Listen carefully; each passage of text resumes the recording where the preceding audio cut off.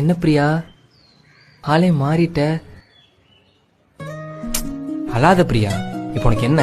Institution படிக்க 3 லட்ச ரூபா வேணும், அவ்வளவுதானே? நான் பாத்துக்கிறேன். என்னைக்குமே என் லைஃப்ல நான் ஆசைப்படுறது எதுவுமே நடந்ததே கிடையாது.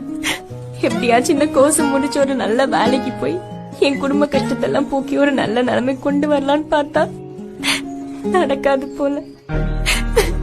எல்லாமே போச்சு. என்ன போச்சு?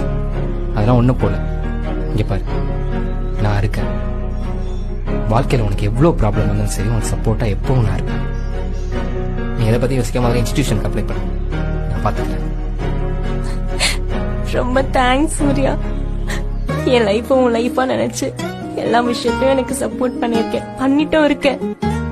உன்ன மாதிரி ஒரு லைஃப் பார்ட்னர் கிடைக்க நான் ரொம்ப கொடுத்து வச்சிருக்கணும். ரொம்ப தேங்க்ஸ்.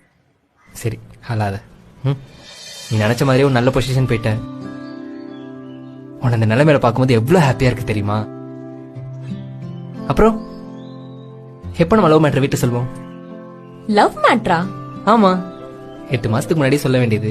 பட் நீ தான் இப்ப வேணாம், நான் எய்ம்ல சக்சஸ் ஆனதுக்கு அப்புறம் பாத்துக்கலாம்னு சொன்னேன். இப்பதான் ஆயிட்டல்ல. உனக்கு நான் கேக்குறேன்.